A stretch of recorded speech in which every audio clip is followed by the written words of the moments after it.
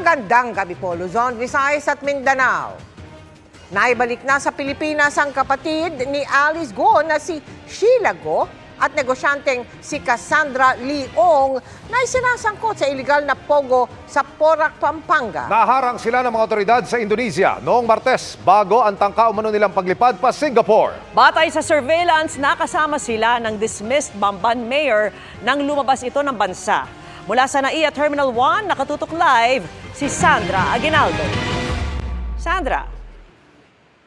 Mel, Emil, Vicky, 4:48 po ng hapon lumapag dito sa NAIA Terminal 1. Itong si Sheila Go, yan po yung kapatid ni dismissed Bamban Mayor Alice Go at yung kanyang kasama po ay si Cassandra Leong. Ito naman po yung isa sa incorporator ng Lucky South 99.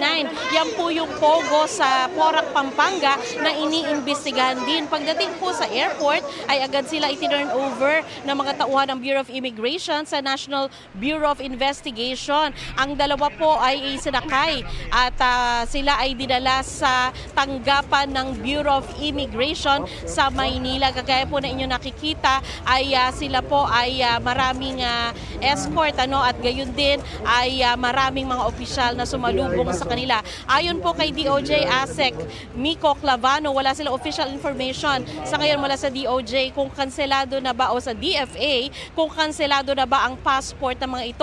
Ang malinaw po ay meron silang warrant of arrest para sa contempt. Si Sheila Go po ay may warrant of arrest mula sa Senado at si Ong ay may warrant of arrest mula sa Kamara. Pero sabi ni Clavano, minabuti nilang idaan sa tamang proseso ang dalawa kung kaya sa Bureau of Immigration po raw sila dadalhin ngayon. Si Sheila Go raw ay merong immigration violations at si Ong naman po ay mahaharap sa kasong obstruction of justice, violation of Passport Act, and other crimes. Narito po ang pahayag ng DOJ.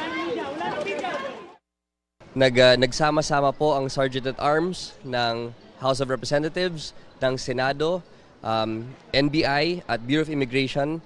Nag-usap-usap po kami and we came to an agreement that it would go through the proper processes. We want to err on the cautious side of things, and we all came into agreement that it would first pass through the law enforcers, which is really the protocol naman din talaga. BI first, and then the Cassandra Leong will have to go through inquest proceedings over the weekend due to the several crimes that are going to be charged to her. Ms. Guo will have to be under the custody of immigration dahil yung charge naman sa kanya po ay immigration violations. Ang dalawa po raw ay sasailalim muna sa proseso ng BI at saka ng NBI at pagkatapos niyan ay ipepresenta sila sa Senado at sa Kamara at i-make sure daw po ng DOJ na talagang naroon sila tuwing kailangan sila sa pagdinig. Gayun din ay ang nangyari po raw sa Indonesia ay hindi muna nila maidedetalya sa ngayon dahil meron daw silang mga confidential matters pa na isinasagawa at inaasikaso. So yan muna po ang pinakahuling ulat mula dito sa NAIA. Mel, Vicky, Emil. Maraming salamat sa iyo, Sandra Aguinaldo.